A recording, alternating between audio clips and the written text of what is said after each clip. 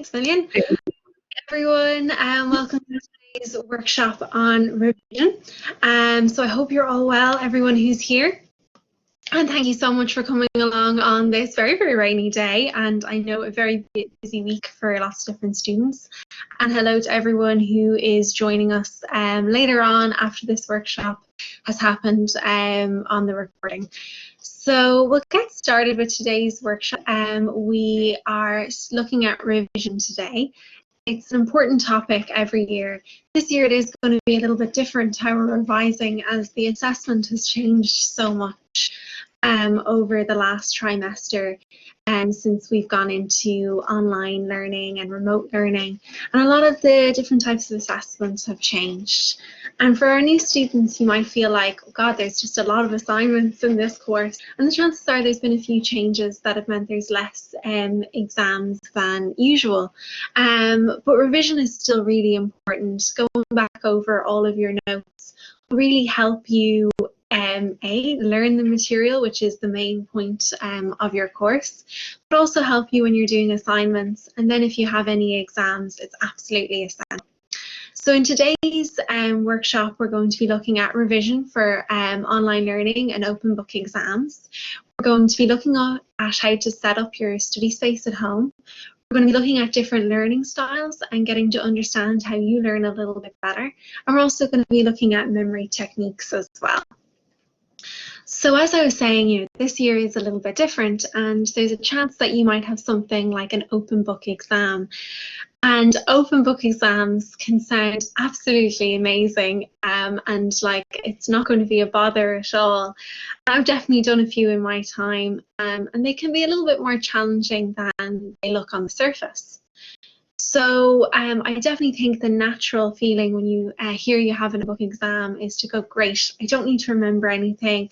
This study session is going to be a little bit easier. It's going to be more like an assignment. And it can be tempting to, count on the fact that the answers will be, at your fingertips somewhere, whether that's in your notes or in a book or online. But really, you should revise for these exams the same way you would revise for any exam. So like any exam that you would have maybe had at second level or in previous years in college. And the reason is that under the time constraints of an open book exam, it's unlikely you'll have time to go and look up the answer if it's a topic you're unfamiliar with. So while, it'd be completely reasonable to say, okay, I don't have to remember every equation I'm going to need because I'll be able to reference them back. If you haven't worked with maybe that equation before, it would be still really challenging to work with it during an open book exam under those time constraints. So you need to make sure that you're familiar with all the topics, just as you would for, a traditional exam. So then you're going to be getting ready shortly to start revising for different exams or, different topics that you've been learning, maybe before an assignment as well. And it's really important that you have a good study space set up. I'm by no means the neatest person in the world, and definitely I've been known to have a little bit of organised chaos going on, and I promise everyone I know exactly where it is. But good study space can be really helpful when you're starting out revising, kind of a clear space and a clear mind that will go along with it, and knowing exactly where everything is and that you have all the tools you need, like your good lighting, your laptop setup, your place for your notes, all the pens, highlighters, notepads you'll need is really important, and having all your notes in one place rather than scattered everywhere. So some tips for your study space would be to study in the same place all the time. So, so many students have said it to me over the years that, they really find they can study best in the library, because it is that kind of feeling of they go into the library and this is study time. And that's definitely true. And it's important to remember that there are study spaces still available across the university if that's a possible thing for you. Within the current guidelines. But it's really important that if you are at home that you kind of set up a little study space for you, and that, when you sit down there, that's your time for study, rather than kind of studying all over the house and moving around and being in different places all the time. It's important that you have some natural light when you're studying. Obviously, it's getting quite dark quite early at the moment, but during the day it's important to have natural light. And to experiment a little bit with that, I find it really helpful if the light comes from the side rather than head on or from behind me. So just experiment with that and see how's best to sit in regards to that light. You want to clean up your space and get rid of all the clutter, and particularly at home it can be a real problem that, you know, somebody just puts down a stack of, you know, post or things that have come in through the door or whatever on the desk you're going to be studying at. So it's really important that you clean that up. You want to stay organized. You want to have all your notes organized in places that you can find them, maybe in a folder for each module. You want to make sure that you have all your notes, your slides, maybe some exam questions from previous years and attempted answers and things like that, all for that module all together. And it's important when setting up your study space that it's a place that is a distraction-free zone. So this can be a real challenge, particularly at the moment we're on the laptops all the time. It's really hard not to, you know, click onto Twitter, click onto your social media, YouTube, whatever it might be. It can be a real challenge. But when you're in your study space, there's no distractions like that as well, or minimal distractions. And maybe it's the case that, you know, you'll be doing 20 minutes study and then you'll allow yourself 5 minutes of Instagram, 20 minutes of study, and so on and so forth. So when we're at home, there can definitely, thanks for the question, James, I'll answer that at the end. And when we're at home, there can be quite a lot of noise, and this can definitely be a bit of a challenge. So how we might go about studying with noise is to reduce the amount of learning materials we have and focus on one task at a time. So if you have a lot going on in your study space and a lot of notes and, you know, a million different modules that you could be looking at, it can make just then studying within a noisy environment even more stressful. So it's important to focus in on one task at a time. It's important that if you are, you know, in a noisy place, it can be really easy to get distracted. So try to actively study and to stay focused on what you're doing. So that would be, you know, taking notes, quizzing yourself, and we'll come back to active study in a little bit. But rather than just reading through notes, you're really staying active in the process, and that will help you stay focused. And if possible, you could use something like noise cancelling headphones with no music on to kind of cut out some of the sound. And you can really have a bit of a moment when you put on your noise cancelling headphones and then blocks out some of the sound and allows you to focus a little bit better. So now we're going to look a little bit at learning strategies. So I'm sure some of you have lots of different learning strategies, and maybe it depends on the kind of module you're doing, what learning strategy you'll do. So you might find that you like to write a lot of things. So you might be writing out notes from your other notes or books and really, you know, learning through writing. It might be the case that you like to use visual strategies for learning. So that might be creating mind maps or drawing pictures or diagrams of what you're learning. And then it could be auditory. It might be that you like to read the material out loud. It might be that you like to make little audio notes to yourself and say what you're thinking, or listen back to recordings and notes you've made. It could be something quite practical, so you learn by doing, and particularly this can be very useful if you are in a very practical course that maybe it results in a kind of job, and you can kind of imagine out the steps of you're trying to learn based on what you'd actually be doing in the job. Or there's some other learning strategies such as using mnemonic devices or story-based learning, and we're going to discuss a lot more of these in detail now. So you might just have a think about what are your strategies? What kind of strategies did you use for the last set of exams you sat? If you're first year, maybe the last set of exams you sat were your mocks. So it might have been a little while ago. If you're a continuing student, maybe it was the Christmas exams then last year as well. And I suppose what did and didn't work? And maybe did you have different strategies for different subjects? So for instance, in a very, you know, essay-based subject, maybe the written kind of learning strategy works well. Maybe if you're in something like biology, you might find drawing diagrams is very useful and drawing out the processes. Or, you know, if it is a very practical subject, maybe really thinking about what you would do in practice is very helpful for you as well. And of course, everyone has different learning styles. So there are quizzes you can take online. I haven't done one today. We'd normally do it in person if we needed it, if we were in person, but I won't do a little quiz with you today. But you can do little quizzes online that help you learn what type of learning style you have. So some people are very visual learners. They find it easier to learn information that is presented in a way that they can see it, and they use their eyes to learn. Some people are auditory learners, so they learn best by hearing and using their ears. And some people are kinesthetic learners and learn best by, you know, physical sensation, movement, touch, and feeling. So maybe one of those will jump out at you straight away, or maybe you need to hear a little bit more about what they are and see if you kind of feel like you're one of those learners. So the first is visual learners, and I'm a visual learner, so I definitely connect with this. It might be the case that, you know, having outlines, pictures, graphs, charts and diagrams is really useful to you. So definitely I'll always go straight to, you know, a chart or a diagram when I'm looking at research, and I'll see what the data is from that rather than reading it in a block text.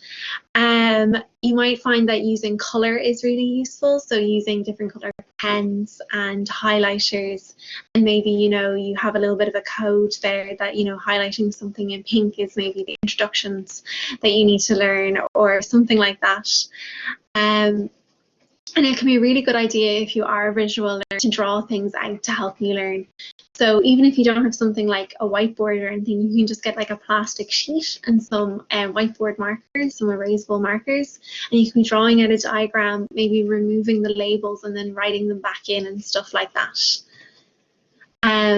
And if you are a visual learner, maybe using Mindmaps would be very useful for you. So when you're planning out, say, an essay, you would start with like the central topic, and we have loads of resources on Mindmaps on the Brightspace page as well.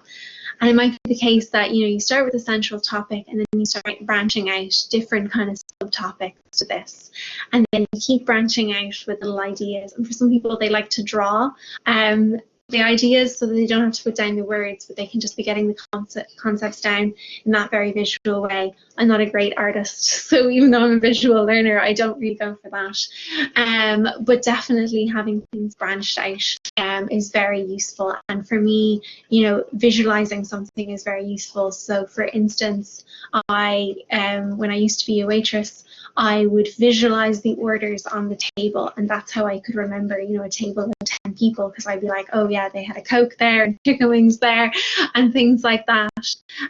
So just being able to use your mind's eye can be really useful as well. Then another style of learning is kinesthetic learning, and for that kind of learning, it might be that you like to use models for to study with. So particularly if you're in the course, say like chemistry, I definitely like this, is where you can like buy little model sets to move the different molecules around and things like that, so you can see things in 3D. So it might be the case that like building something that you can touch and move around and really see in 3 dimensions is really useful if you're this kind of learner. It might be the case that you like to trace words, spellings, facts, keep writing them out, get that muscle memory going. It might be the case that you like to work standing up or moving around. So it might be that like when you're up and you like to walk as you're learning facts, and maybe as like each step is like a beat and you're learning the facts as you go. And you might like to study with friends or in a group. You might use that kind of musical rhythm to memorize patterns. Or you might need to rearrange things. So it might be the case that when you're making an essay, maybe you'll cut up each kind of each paragraph or little blocks of the essay, and you'll move them around, or you'll use post-its with different ideas that kind of move them around when you're planning your essays. The next style of learning is auditory learning, and I've certainly met many auditory learners in my time. For these learners, they like to maybe explain their ideas. So these are often the people who say, I can't really write it down, but I can explain it to people. They might like to, you know, when they're making notes, to kind of reduce them down into the main note ideas and then record them saying them out loud as they're learning them. They might like to hear different texts being read out loud and use screen reading software, and I'll show you some of those in just a minute. It might be the case that you like to re-listen to your lectures. And we used to say when you're on the bus you could listen to them, but I suppose at the moment there's not as much of that. Maybe when you're cooking your dinner or something like that, doing your ironing, you could be listening back to your lectures. For some students, being able to dictate their essays, so saying them out loud and then the computer will type them, is really helpful. And for students, they'll be given that kind of support by the Access and Lifelong Learning Centre. But for some students, like for every student, you can find on Microsoft Word that there is a dictation feature. So you could be saying out your notes or your essay and it would start to type it for you. You do need to go back on it as it's not always perfect, but it might be a good idea for some of you. And for some auditory learners as well, they find reading the questions out loud is very useful. And I suppose being at home is really helpful to auditories in many ways, because they can be a bit noisy. It's not like in the library. So they can be saying out the things they want to say, repeating them and getting them kind of into their memory that way. So as I said, there's lots of different text-to-speech software that can be helpful if you want to have what you're reading read out loud. And I'll put these slides up online afterwards, and you'll be able to see that, you know, you can get text-to-speech software on your iPhone or on your Android phone or tablet as well. So on iPhone, it's reading out loud, and then for Android, it's voice aloud. And kind of on the topic still of auditory learners, there's kind of also conversational learners. So these are people who really learn through conversation, being able to discuss it with, you know, their peers and their colleagues, and really kind of cement the information into their mind that way. And I suppose that is a little bit lacking at the moment. We're not having those coffees with our friends and kind of saying, I didn't really get that in that lecture, or, you know, I'm not sure, is it like this? And you're kind of explaining it and learning that way. It's really important to remember that you can make contact with anyone you know in the course, and, you know, maybe you could set up a little call on Google Hangouts or on Zoom and you know, chat about it and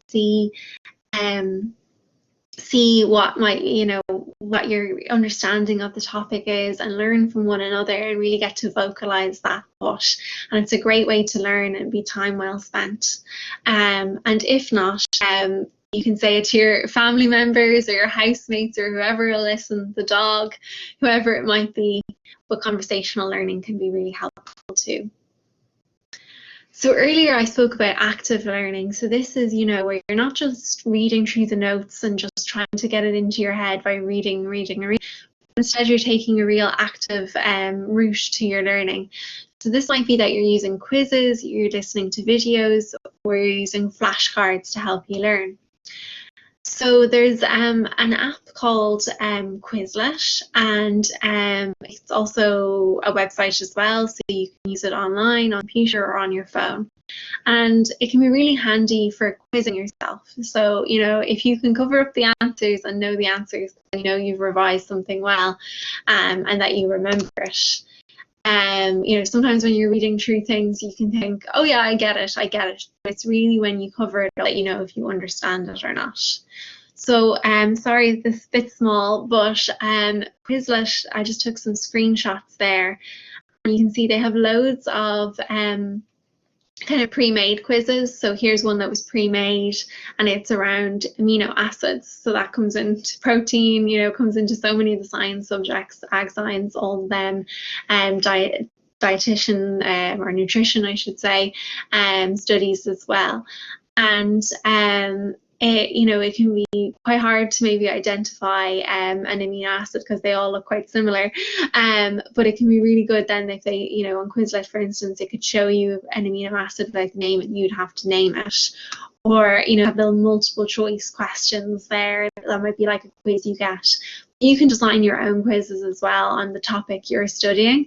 So, you know, it's a really good way of learning is designing your own quiz, because not only are you picking out the really important pieces of information, but you're also learning the answer and things like that. So that can be very helpful.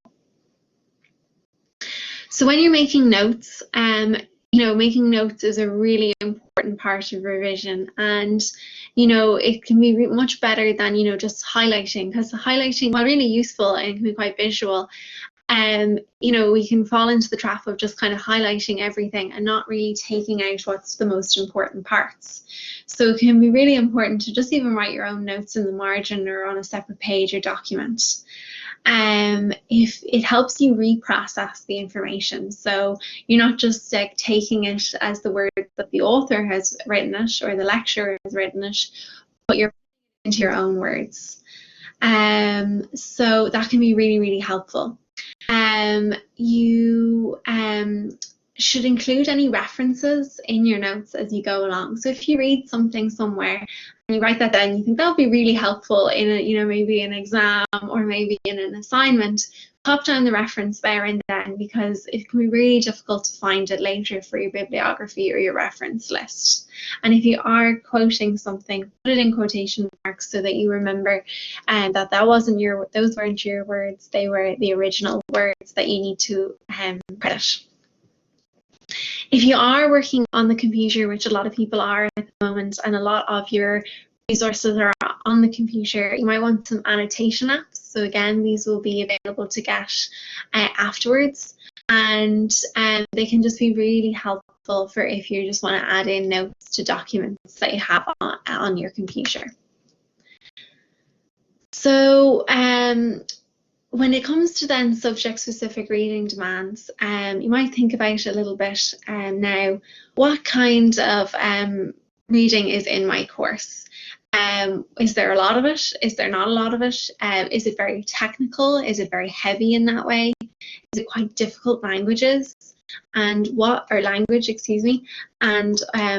kind of resources could I use to make it easier, or strategies? Is it that I'm taking notes and breaking it down into my own words? I am, you know, putting those little notes on the side of the page. I'm making diagrams out of it. Think about what kind of learner you are and what kind of strategies you could use based on what we've just learned to make your reading and your studying a little bit easier. So now we're going to go on to memory, and you know, in college it shouldn't all be about memory, but at the end of the day there are some exams that you'll need to memorize different things for. So there are different types of memory, and the main difference between them is that you understand the keys to remembering the information and to engage in it. So how memory actually works, and sorry, that's knocked that G off there when it got converted. But how memory works is, first of all, there's encoding. So that is where you are actually kind of studying the material, you're trying to learn it, and you're creating it in a form that you can then store in your mind. So then a memory is stored in our brain. But what's a very important part of retrieval or about memory is retrieval. So that is this idea that we, you know, yes, we've read something and we've stored it. We can also go back to it and find it again and think of it again. So it's a really core part of memory is recall and being able to actually pull it back. I'm sure there's many things in my life that I have encoded and stored and never gone back for again. So they're filed deep in my brain. So retrieval is very important for how we remember things. So what are appropriate strategies for learning? First, it's actually called overlearning, which sounds really not appropriate, but it is appropriate in certain circumstances. So for instance, sometimes you'll need to remember formulae, names, dates, tables. This is very much rote memory, and it is, you know, sometimes it can seem a lot. And you need to go over these pieces of information a good few times. They're kind of not concepts, they're this really flat learning. So you do need to go over them at least 3 times to get them into your brain. Obviously, if you're going to be provided with tables or formulae, you need to remember them in an exam. But on occasion, this kind of overlearning is actually quite important.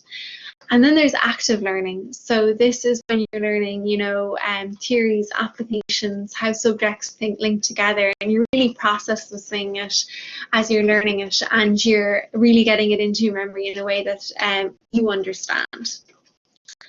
So I'm sorry that the letters keep dropping down on these slides, but there are some kind of memory triggers that you can use. So sometimes you just need the trigger to allow you to recall that bit of memory. So you might use mnemonics, anecdotes, or visual triggers to kind of trigger the memory. And, if we gave you kind of a list of words, you maybe, 30 words or whatever, you'd only remember a certain percentage of them. So what is the reason that we remember certain things and don't remember others? It's kind of a really long list, just over 2 slides, of different ways we remember things. So there's recency effect, which is when we have actually heard that information the most recent. So it's the thing that we just heard last. So you're like, okay, it's quite fresh, nothing has kind of blocked it, and we can remember it. There's also primacy effect, which is that it was the first thing that we heard. So it's often the bits in the middle that maybe we could lose. But, when we were really primed, we were like, okay, I've got to remember all this. You had this primary effect. So like you might remember the first lecture and maybe the most recent lecture really well, but the ones in between got a bit jumbled. And then, we can use sound to remember things. So maybe you kind of had a bit of a rhyming effect in your head, and you remembered it by the sound. Maybe the locus or the place that it was. So like very often again, because I'm a visual learner, I'll be like, I remember exactly where it was on the page. I just can't really maybe remember what it was. Maybe the place can help. So if I visualize that part of the page, then yes, I can suddenly remember it. There might be visual features, visual association. So maybe when you see that a word, it creates a really strong visual image in your brain. So you can remember it, you can remember thinking of a certain thing. Visual arrangements, again, that is like, I remember it was on the page. You can also have somatic, sorry, my notes have gone a bit funny, there we go.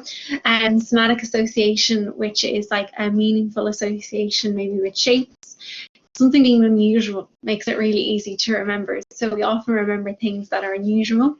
We often remember things that are in stories. Colour can be a really strong trigger for memory. So maybe you find that writing in different colours is really helpful. Or musical association, so kind of being able to have a rhythm or a rhyme around that thing will help you remember it. So there are loads of different ways that memory can be triggered and how we remember different things. And I'd say some of those kind of jump out to you as something that really frequently happens, and you can take advantage of them. So then it can be that you need to make up some little memory kind of tools, I suppose, to help you remember certain things. So you might use acronyms. So if you had like a list of words to remember, you might use the first letter of each word and create a word out of that themselves. So you see there, it's got IPMAT, and they're all different stages of cell division. So you then remember, you're like, okay, IPM, and if you're like, what's the next one? I can't remember what anaphase it, or you're looking for the word anaphase, you'd be like, I know it has to begin with an A, and then that might trigger that you remember anaphase. For some students, they prefer to do it where they take the first letter of each word they need to remember and make another sentence out of it. So if the kind of making an acronym out of it doesn't really trigger any memory, maybe a sentence will. And again, it can trigger that what word you're missing. Rhythm and rhyme can be very helpful for particularly auditory learners. So for instance, the periodic table song. So I've had to learn the whole periodic table in the past, and it can be really difficult to remember all of them, but sometimes having a bit of rhythm and rhyme can be really useful, and you can remember all the parts from the song. And then if you want to use the image name technique, where you create a relationship between the name and the characteristic of the person that you want to remember. So maybe if you remember that, someone, I'm thinking of Harry Potter now, is particularly moaning and their name is Myrtle, you would go moaning Myrtle, and it would kind of, triggered that memory that you were like, yes, they were a bit of a moan and their name began with the same letter as that. So a little bit of a technique around that. And then another tip or app that can help you would be Memrise. And again, I'll put these slides up afterwards so you can get these apps to use. And sorry, that's kind of gone a bit off on my slides there. But story-based learning can be really helpful for students. So that might involve chaining, where you create a story based on the items you'd like to remember, and each part of the story cues the next part. So you kind of keep linking, you're being drawn along to the next part of the thing you need to remember by the story. Or some people find it really useful if they kind of imagine somewhere they know really well, and they imagine that each thing they need to remember is in that location. And then when they go into their mind's eye and visualize that location, they can see everything that they need to remember. And finally, you might choose to use pyramid notes. So maybe that is that you have kind of a load of notes together and you start to arrange them, maybe post-its or flashcards or things like that. And you kind of put them into a different hierarchy of ideas and kind of break them down in that way so you can see the pattern. It's very like using mind maps as well, which can be very helpful when you kind of want to visualize it. So there are kind of everything for today, guys, on what might be useful. And what might be useful for when you are studying. If anyone wants to pop any questions in there. So I suppose the most important thing to take away from today is that there are lots of different techniques to help you remember, and that when you're studying for open book exams that you need to study quite similarly to how you would previously study, you do need to engage with it and try to remember as much as you can, but obviously you will have a backup if there's an equation or something you don't need to learn it maybe as thoroughly as before, but you do need to be familiar with what you are expected to talk about in the exam. And definitely just around ADHD, and Gillian was saying there around finding the environment that suits is very, very useful. So thank you, Gillian. And as well that we have loads of different resources on setting up that environment, which can be very, very useful. And you might find that there are certain times that suit you better, maybe suits your family a little bit better, maybe there's quieter times in the house or your housemates. So to use maybe those quieter times to help with your focus, to really tap in then to what kind of learning will help you best and maybe what engages your focus. So if you find that you don't maintain focus when you're reading, maybe you need to try pictures or listening or something like that. So it might be worth trying something a little bit different, and to just be aware around your energy levels through the day, and maybe when you find you have best focus as well. And maybe that's kind of middle of the day in particular, or something like that. That can often be a feature. Are there any other questions?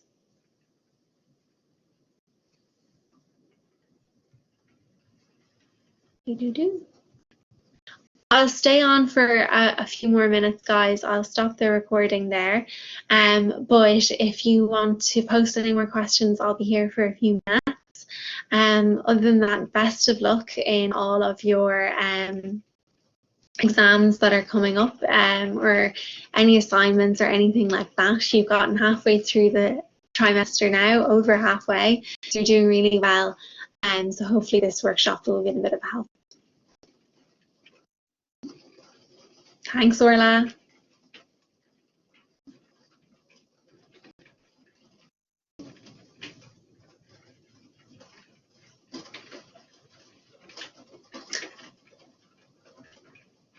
Definitely, James, give a few memories a go. But I totally get what you mean there, that it's the recall part. And hopefully this year a lot of things will need less on that recall. And maybe what might be really good for you is, if you do have something like an open book exam, is to have like, it's what we used to call a cheat sheet. Now, obviously not cheating at all, but maybe a list of some memory triggers for you. So just things that read those kind of one words that, like, it's not the whole bit of information that you'd want to put down in the exam. But maybe if there's a word or something that helps you remember what you need to say, or just bullet points, so that you won't waste a lot of time reading over them, but maybe just the bullet points that you want to cover to kind of trigger that recall, and then you can make sure that you've hit all the points that you wanted to in a particular essay in an open book exam. So that can be very useful as well. But definitely a few of those memory techniques, they're oldies but goodies.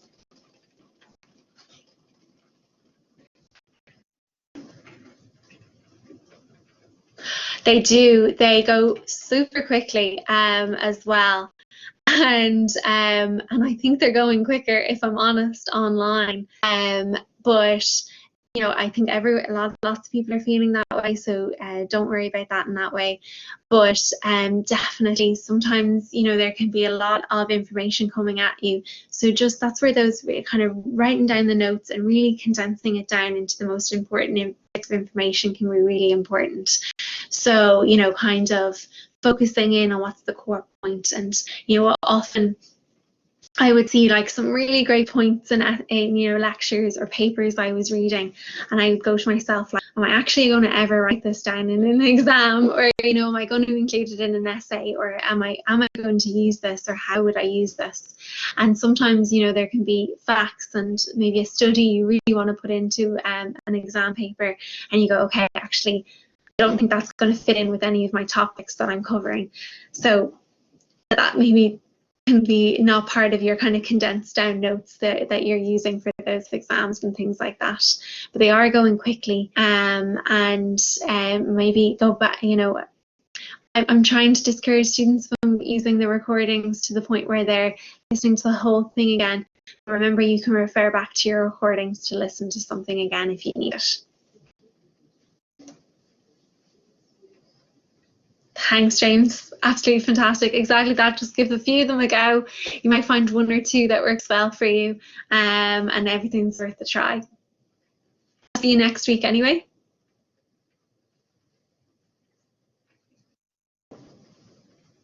See you now. Bye, James.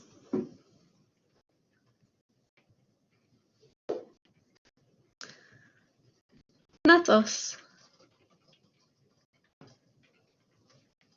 Lovely. So thank you. Is Michelle on caption today? I'm not sure. But thank you to our captioner. And thank you, Gillian, for supporting me. And we'll log off.